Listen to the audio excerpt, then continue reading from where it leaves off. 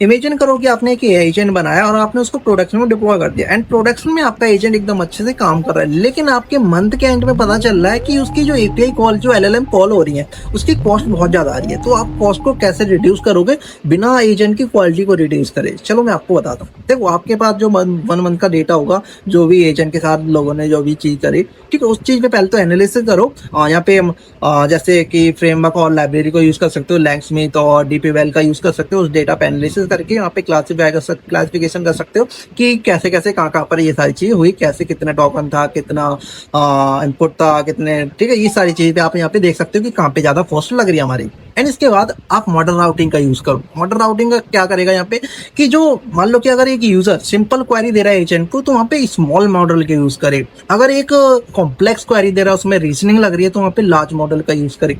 ये नहीं कि सिंपल क्वेरी के लिए भी लार्ज मॉडल का ही यूज कर रहा है आपका एजेंट। तो यहाँ पे आप इस चीज को इंप्रूव करके अपनी कॉस्ट को यहाँ पे रिड्यूस कर सकते हो।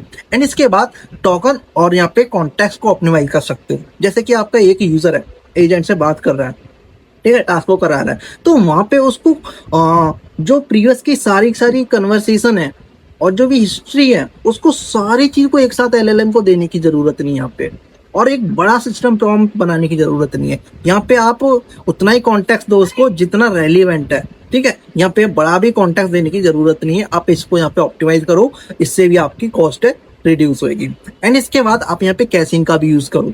कैशिंग से क्या होगा, जैसे कि अगर एक यूजर सिंपल को एक रिपीटेडली क्वेरी कर रहा है, ठीक है, रिपीटेडली सेम क्वेरी और सिमेट्रिक क्वेरी कर रहा है, तो वहां पे आप कैशिंग का यूज करो। बार बार आपको एलएलएम कॉल करने की जरूरत नहीं है, ठीक है। इससे भी आपकी कॉस्ट रिड्यूस होगी। इसके बाद एजेंट को ऑप्टिमाइज कर सकते हो। जैसे कि अगर एक यूजर सिंपल क्वेरी कर रहा है, तो यहाँ पे उसके लिए मल्टीपल एलएलएम कॉल ना करे, मल्टीपल आइट्रेशन और डिफरेंट डिफरेंट जो टूल कॉल ना करनी पड़े उसको। यहाँ पे भी आपको उसको ऑप्टिमाइज करना है। एंड अगर आपका एजेंट रैक का यूज कर रहा है, तो यहाँ पे जो यूजर की क्वेरी है, उसके बेसिस पर जो चंक्स हैं रिट्रीव होकर के आ रहे हैं, तो यहाँ पे मल्टीपल डोजन्स ऑफ चंक्स यहाँ पे रिट्रीव होकर के ना आए, उतना ही कॉन्टेक्स्ट रिट्रीव होकर के आए जितना क्वेरी का कॉन्टेक्स्ट बनता है, ठीक। क्वेरी का जो भी है, क्वेरी के बेसिस पे जितना उसके लिए कॉन्टेक्स्ट होना चाहिए उतना ही आना चाहिए। ये नहीं कि मल्टीपल चीजें, बहुत सारी चीजें उठ करके आ रही हैं लेने के पास, तो यहाँ पे कॉस्ट तो ज्यादा आएगी। तो इस चीज को भी यहाँ पे रिड्यूस कर सकते हो, इस चीज को यूज करके।